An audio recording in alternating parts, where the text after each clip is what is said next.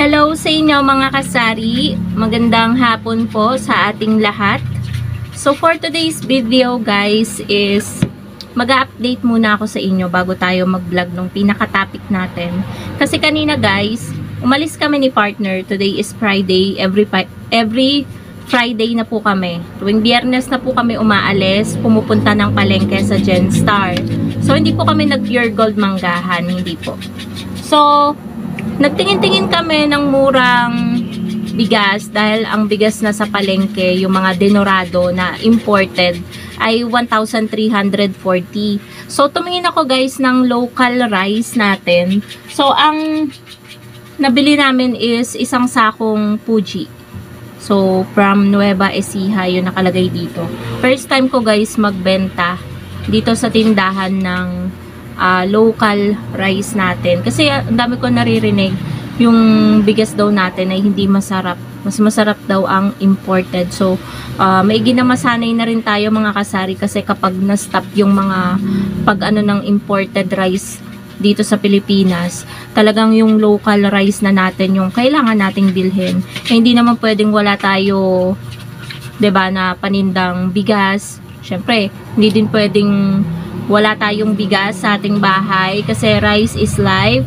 Mahilig talaga tayong kumain ng kanin. So, ang kuha ko dito guys is 1,200. So, pasok pa naman sa banga. Buti nakahanap pa tayo ng mura-mura. Hindi ko nga lang natatry pa mga kasari itong Fuji na bigas. So, Japanese quality, Japanese standard for the Filipino taste. Yun yung nakalagay sa kanya. Tapos guys, namili din kami ng mga frozen, ng ulam burger, ng putlong, ng jumbo hotdog, ng nuggets, tsaka skinless. Yun yung mga pinamili namin. Tapos bumili din ako ng panindang plastic labo. Yung isang rim na plastic labo para mas maliit lang yung bayaran natin. Maliit lang yung puhunan. Tapos bumili din ako ng mga sigarilyo worth 3 plus. Kulang-kulang 4,000. Tapos ayun, bumili kami guys ng sibuyas. Sobrang mahal ng mga gulay ngayon mga kasari, lalong-lalo na ang sibuyas. Last week, nakabili pa ako ng sibuyas. Medyo mura-mura pa. Ngayon kasi guys, bumili ako ng 9 na perasong sibuyas. Buti, ito, natira to. Mas maliliit pa dito mga kasari. 9 na peraso. Nagkakahalaga agad siya ng 103 pesos. Parang ang ano lang siya, parang mga 1/4 lang ganyan. Siguro, ang kilo na ng sibuyas ngayon is sobrang mahal. Alam nyo ba mga kasari, pag uwi, sinabi ko kaagad kay partner na parang hindi ko to kayang maibenta dito sa tindahan. Hindi ko alam kung paano pepresyohan. Kasi nga, maliliit, 9 na peraso lang, tapos umabot na agad ng 103.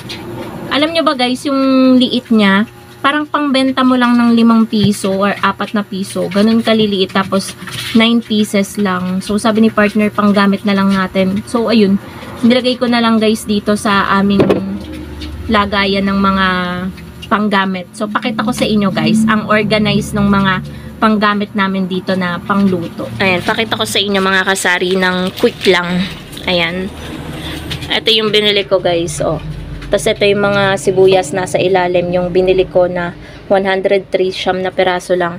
Alam nyo ba ito mga kasari, 4 na perasong talong, 43 pesos na agad yan. Hindi naman ganong kalakihan. Ayan o, maliliit siya. Tapos itong 4 na peraso, nakain na namin yung isa, nakamatis, is ano agad siya, 25 pesos. Sobrang mahal ng mga ano ngayon. Tapos itong ganito karaming kalamansi, ayan ganyan, 25 pesos agad yan. Yan, parang ang wala pang 25 pieces to eh. So, ayan guys, yung itsura ng lalagyanan namin ng mga pangluto. May okra dyan, may sile, may luya, sibuyas, bawang, kalamansi, tsaka talong. Tapos, ito pa yung iba. Yan, medyo magulo nga lang ngayon. Ayan, wala kaming maayos na lagayan ng mga condiments. So, ayan siya. Balik na tayo, may naglalaro na dalawa dito oh. Eto na guys si Bebang, oh. Laki na ni Bebang. Bilis niyan lumaki. Tapos eto si Basha. Yan, sa mga naghahanap kay Basha, ayan si Basha, oh. Malapit na siyang malakihan ni Bebang. So, balik na tayo guys sa topic natin. Ito nga pala yung bigas na binili namin guys. Hindi ko pa siya nare-repack. Ayan. Ito, Fuji. So, kahit may pambili tayo guys, hindi naman namin kaya na, syempre ang bigat pa namin. Motor lang naman yung sasakyan natin. So, isang sako lang talaga. May maibenta lang talaga tayo mga kasari sa ating mga customer na naghahanap ng bigas. Ilang araw na din kasi akong walang bigas, siguro mga 2 days na. So, ayan. Medyo okay naman siya eh. Binuksan ko na kanina. Ayan, maganda naman siya. Ayan yung quality niya. Hindi naman siya durog na durog and medyo maputi. Yung kasing pangkain namin guys, bumili kami dito sa kabilang tindahan. Hindi dito, dun sa medyo malayo pa. 55, nakabili si partner. Pinabili ko siya nung isang araw. Hanggang ngayon is meron pa. Kasi sobrang, niya, parang brown rice na ngayon kinalabasan eh. Tapos guys, sobrang wag-wag niya. Ang lakas sa tubig. Basta hindi siya masarap kainin. Alam niyo yung klase ng bigas na ginagamit sa parisan. Yung sobrang maalsa. Parang ganun. Ganun kapangit yung bigas. Pero hindi naman natin dinidiscriminate. Kasi, technique yun ng mga nagpapares para malaki yung tubuin nila. Hindi naman pwedeng gumamit sila ng sobrang sarap na bigas, 'di ba? Ayun po mga kasari yung mga naging ganap ngayong araw ng Friday sa pag-alis namin. Tapos, eto babasahin ko na yung may nag-comment ulit sa comment section. Tapos, pinicturan ko dito sa pang Gcash. Basahin na natin mga kasari. Ito ay galing sa kasari natin na si Joby Onalos. So, hi siya May, pinapanood kita everyday simula pa nung bago ka pa lang nag-vlog. Actually, pare 7 years na yung tindahan natin. Nauna lang yun sa akin ng konti. Ask ko lang kung nag-iipon ka din ba? Like, everyday nagtatabi ka din galing sa benta? Sana masagot, things. Ako po talaga, since nung nagsari-sari store, nag-iipon po talaga ako. May piggy bank akong nasa-share sa inyo. Minsan DIY lang yung ginagawa kong ipunan. Pero may mga year din kasi na tumigil ako mga kasari sa pag-iipon. Pero ngayon guys, is nag-iipon na ulit ako. Hindi naman siya actually totally galing sa yung hinuhulog ko dito. Galing sa benta. Siguro kumukurot lang tayo ng pa 20-20, pa 40-40 pesos, ganyan. Hinuhulog natin dito sa ating malaking, super duper malaking piggy bank. So, kukuhanin ko guys dito, nasa baba siya. Eto siya. Parang last week ng October namin to binili. And, ayan. Nahuhulugan na rin namin siya. And may mga din siya. May mga bills din siya. So, ang ginagawa namin, nilulusot namin dito sa straw. And then, ginugunting namin siya. Hinuhulog namin dito. So, ayan. Tapos, yung mga coins na maririnig nyo, ito is tag to 20 pesos. Hindi kami naguhulog ng tag piso, tag 5 piso at 10. Tag yung 20 pesos na coins, yon. So, sana mapuno siya. And ito, mga kasari, ayan o, cute niya. And super duper laki. Ayan, ganyan siya kalaki. Yan. Napakalaki niya. So, yung lighting natin. Ayan. So, ito, bubuksan namin to guys, 2026 ng December. Bakit matagal? Siyempre,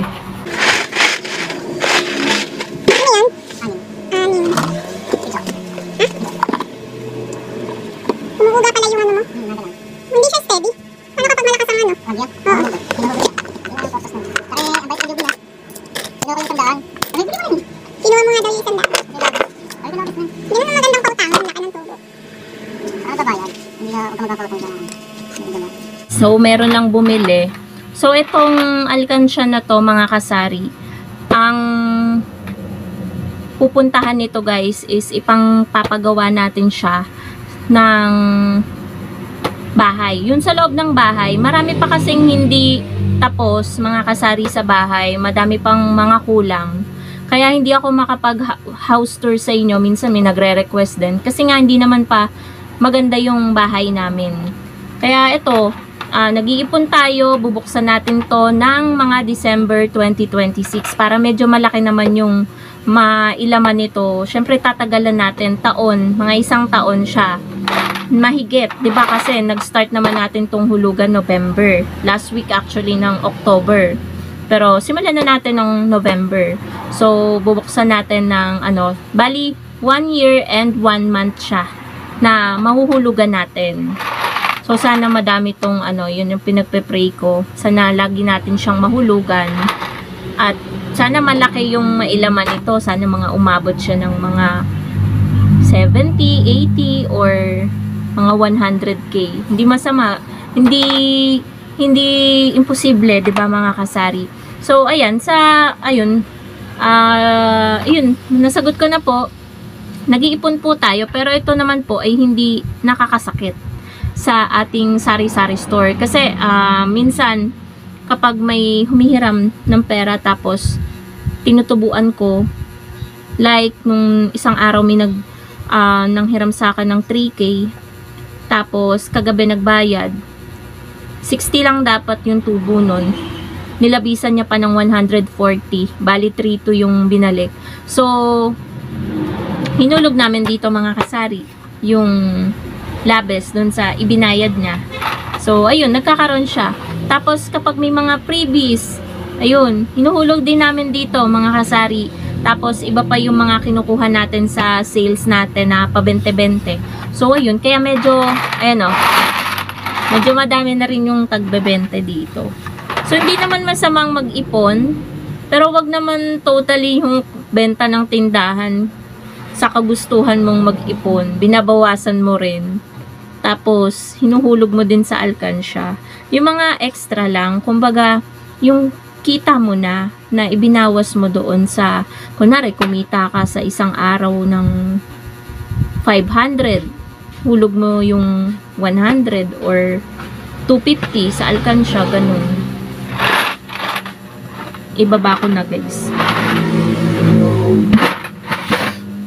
Pero may mga taon din, mga kasari na hindi ako nag-iipon. Like nung kabuuan ng 2024, alam ko hindi ako nag-alkansya eh. So, tinuon ko talaga yung lahat ng benta dito sa sari-sari store. Kaya ayan, kahit papano, nakabawi-bawi naman tayo. Kumpleto naman yung paninda natin ngayon. Yun kasi yung gusto ko mga kasari eh, yung makumpleto ko muna lahat, magkaroon tayo ng stocks, yung mga paninda natin bago tayo mag-ipon. Kasi mahirap naman na nasa alkansya lahat, tapos yung laman ng tindahan mo is kulang-kulang, 'di ba? May anuhin muna, mag-focus muna tayo sa pagpaparami ng ating paninda, tsaka tayo mag-ipon. So, yun lang naman ang aking masashare sa inyo mga kasari. Pero mahalaga pa rin na may ipon po tayo. May mga pamahiin, merong mga tao na hindi naniniwala sa pag-iipon kasi kapag nag-iipon daw, merong nagkakasakit or may biglang trahedya na dadating. So, para sa akin, mahalaga pa rin mga kasari ang mag-ipon kasi nga, in case of emergency, meron tayong madudukot na hindi na tayo magsasabi pa sa ibang tao. Tapos, sasama pa yung loob natin kasi hindi tayo napahiram or makakarinig pa tayo ng mga iba't ibang salita na hindi maganda, na mas makakasakit sa damdamin natin dahil nga nanghihiram tayo ng pera. So, mahalaga na may sarili tayong pera. So, yun lang naman mga kasari ang ating vlog for today. Thank you so much for watching and happy selling po sa inyong lahat. Bye guys!